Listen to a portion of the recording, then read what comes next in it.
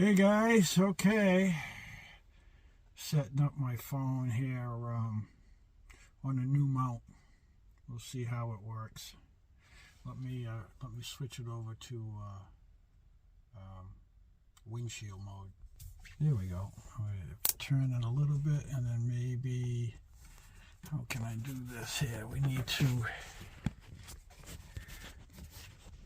bring that up. Nope. So I have to bring that forward a little.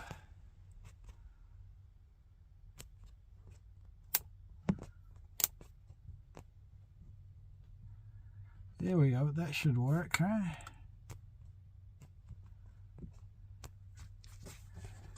Yeah, I think that's gonna work out good. I got a little corner right here. That's where is that? That should be my dash, I think. Right? Where am I here?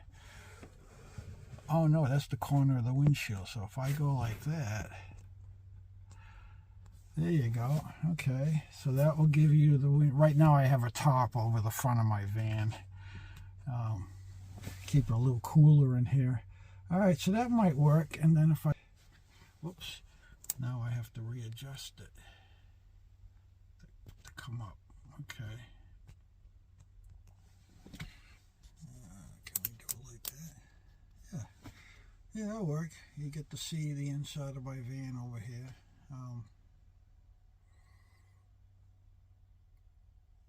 I don't know. We'll give it a shot. We'll see how it goes. Yeah. All right. Let me turn this around. The dash. Oh, here we go with the dash. I had this big thing here before. That was a pain.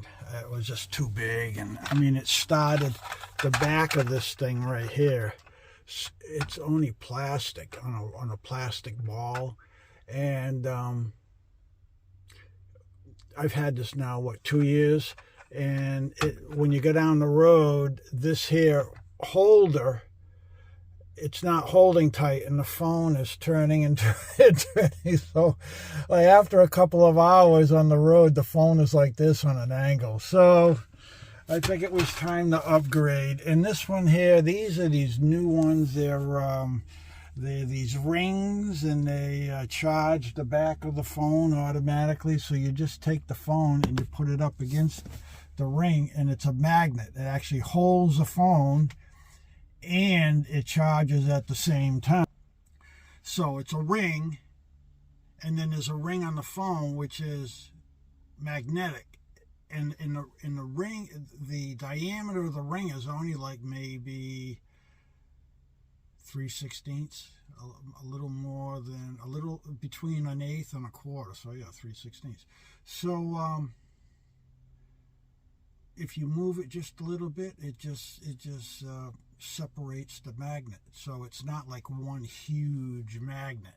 And then, you know, then it's on a piece of metal. You'd never be able to move it. So it's just a little ring. I like it. It's something new out, and it's on here. It's on here is good. I'm really shaking this thing, and it's not going to come off. I don't know if I'd put it on a mountain bike and take off, but here in the van on a dirt road, it's not going to come off. But it's nice and clean. It's my steering wheel is right here. You can just see, you can just about see it. It depends on how I adjust it. There, now you can't see it. Yeah, I think it's going to work out pretty good. So do I have a link for this thing? Let me see here. What do we have here? Yeah, I do. All right, got it on Amazon. It's called Listen, SISEN, car phone holder.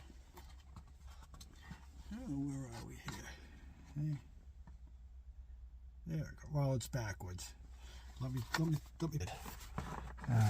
Now it's too dark. You're not going to see it. There you go.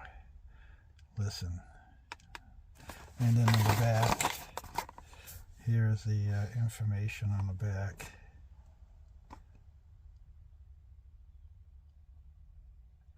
And yeah.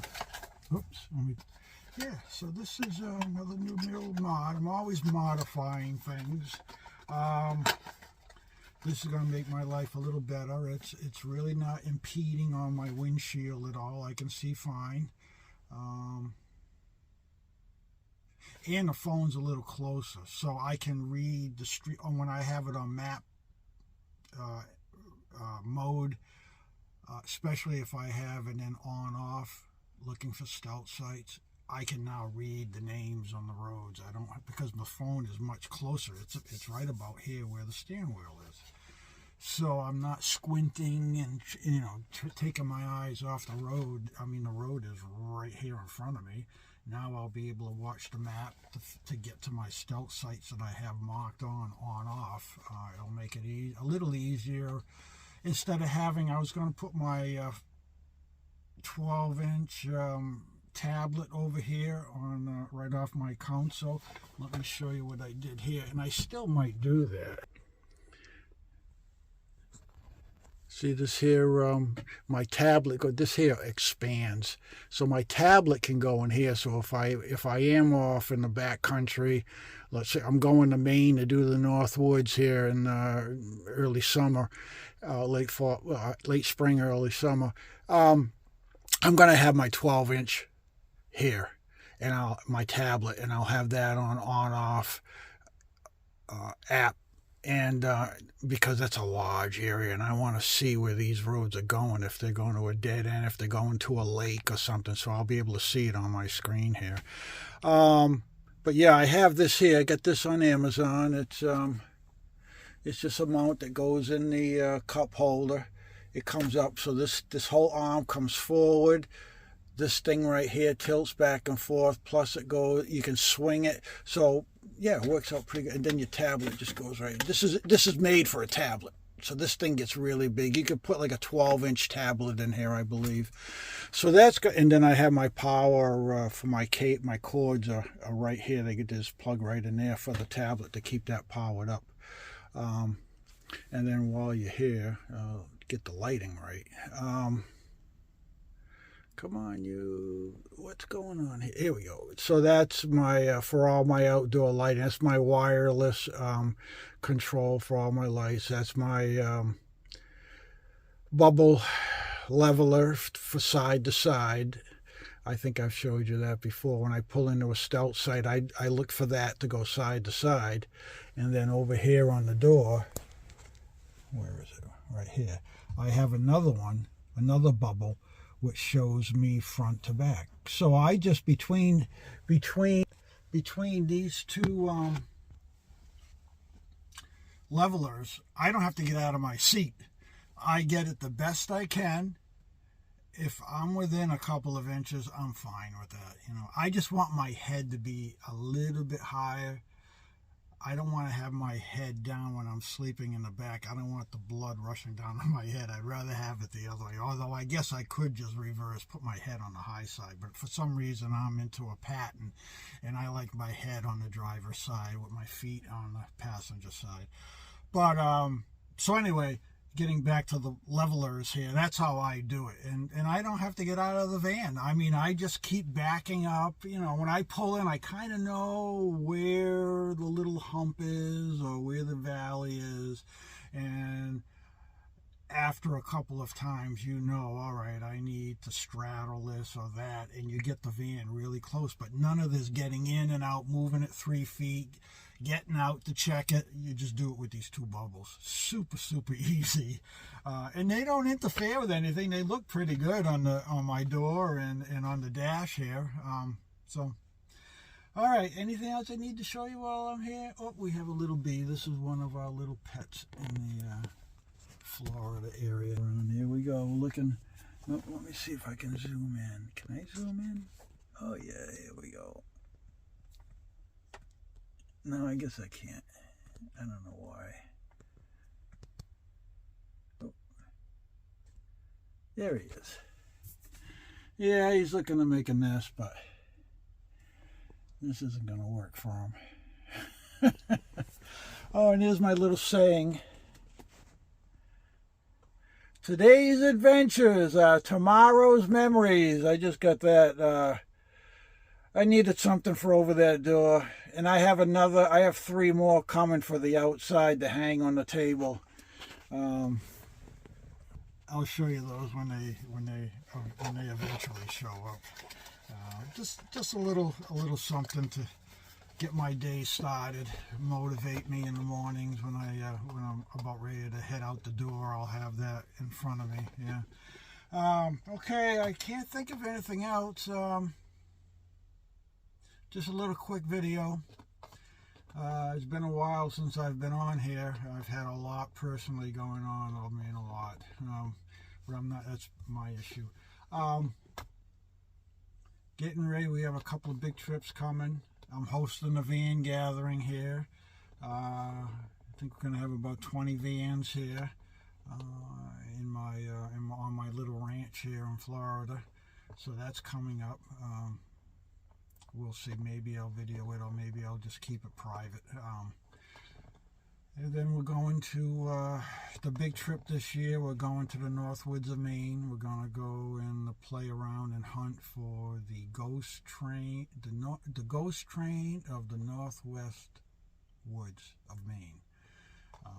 Evidently, there are 2 old locomotive, wood-fired, coal-fired, that the logging companies left because it was just too hard to get them out of the woods, so they left them there, and then the National Park Service acquired the land around it, and now it's a little landmark up there, but it takes it's like 40 miles in or something like that. It's incredible. It's like a whole day's adventure to get up there.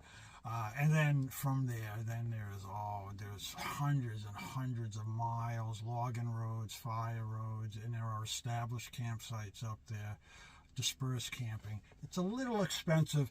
It's for non-residents, it's 16, within a couple of bucks here. It's $16 per person to go in, and then it's $15 if you're going to spend the night. It's $15 a night. So, if you go in for 4 days, 3 or 4 days, it's going to be about $1.50, $1.25 in that neighborhood. Figure it's about $32 a day per person if you go in there. Although that 15, I wonder if it's per person. Yeah, it's per person. So if you're in there for 2 days, it's going to be $64. 4 days, it's going to be $128, I guess. So plus tax, I'm sure there's tax, so it's going to jack it up to probably 135 range, somewhere around there. But it's supposed to be well worth it. So it's a vacation. So I mean that's not too bad, I guess. You could spend that one night in a RV park with people right beside you. Now you're hundreds of miles in the North Woods with moose running around and beavers and who knows what else out there. Yeah, so it should be fun. So I'm looking forward to that trip. That's going to be a group trip. This van group I belong to here in Florida, I'm going to be leading this trip up there. I'm from New England, so I don't really know that much about the North Woods, although I have done the AT up there, so I've hiked through it and gone into Baxter State Park. But as far as four-wheeling, I'm just going to be winging it like everybody else. I'm doing a lot of research, a lot of YouTube videoing, looking at those videos to get ideas, and you could get in trouble up there as far as sinking. So you gotta have. I'm all set. I should be able to get myself out of trouble, and if anybody's with me, I should be able to get them out. I have a lot of gear, with winches and block and tackle, and I don't use kinetic rope. I have synthetic cables. That's another story too. Someday maybe I'll get into that, the difference, the dangers of kinetic ropes. That's I'm going to stay away from those. Look it up online. I'm not going to get into it now, but I would recommend staying away from it. Okay, let me, I'm just looking around here to see if there's any more hornets flying around so, before I leave. All right, I will, just 15 minutes on this video, so I will upload it, and I'll try to keep you filled in. I have lots of videos over the last 6 months. I did 2 trips to New England in the fall, and I just got back from 2 trips out west. I went snowboarding up at Santa Fe, Ski Santa Fe, north of Albuquerque, almost on the Utah border, I believe it is, Mexico and New York, Utah border. So I was right up there. That was awesome. I really had a good time. I was able to sleep in the parking lot too. That was good. And then I had water issues. When I was there, temperatures were like 3 degrees, 3 degrees. So I thought I had enough heat in the back, but my pipes froze. I had a couple burst, and the whole West Coast was under a cold bubble, and I just couldn't. I ended up just coming home. It was the end of like a 3-week stretch anyway, so I was due to come home and regroup. So I headed back home here to Florida, thawed out, fixed that, added electric heat back there, because when you're on a trip, they have one little vent in the back where your water shower connections are, and your hot and cold water and all that is way in the corner up against the back door. It's inside, but when you're on a trip, you load the back up with all kinds of gear. I had all my snowboarding gear, my snowboard outfit, and other gear. So the heat really wasn't getting back there, and that's why it froze. So I had to fix all that, which is fixed, and which I did it, and then I got an electric heater. And I there is a vent back there on the floor that's supposed to let warm air from the cabin work its way into the water tank compartment where all your valves are and the water pump is and all that. So I have an electric heater with a fan that sits right in front of that little vent with all the little vents, and it just blows warm air right in there, and I haven't had any. So when I went back out again for my second trip in January, I didn't have any issues. No pipes froze. My batteries only went down. It runs off 110, so you got to leave your inverter on while you're skiing or at night. I only went down 10% with that on all day. So it has 3 settings: low, medium, high. I left it on low. That's all you need. Low is 600 watts, medium is 900, and high is 1200 watts. And I didn't need that kind of heat, so I just left it on low, 600 watts, and it worked out fine. Actually, it was really nice because it kept that back of the van nice and warm at night, and I was able to turn the heat down here with the diesel heater. So, I don't know why this thing went in and out on me. I'm not moving. So I got that at Walmart. It's just $15 for the little electric white heater. You'll see them. They're at Walmart. Every Walmart has them. So that's what I did. To take care of that heating issue that I had in the back there near the water tank. I was going to tap into the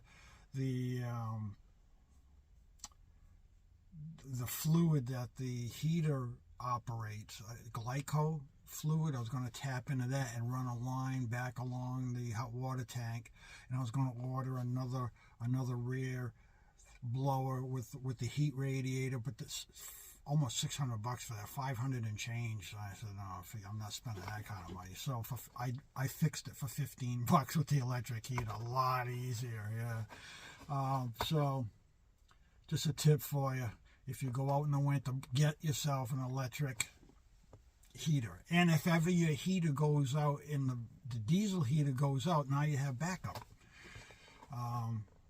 That will get you through. Most of these vans have enough amp hours that will get you through the evening, even if it was on medium. And then in the morning, just turn your van on or recharge your batteries. So that's a nice little backup safety, as well as a preventative if you're skiing or if you're away from the van for a few hours or for a day, you're hiking or whatever you're doing. You know, you can have the heat on it here and utilize the sun with your solar panels to help a little bit. All right, I'm rambling. I'm watching the bee over there. He's back. So I'm going to have to do him in. I don't want him hanging around. All right, catch you guys later. If you have any questions, just jot them down on the bottom. All right. Later.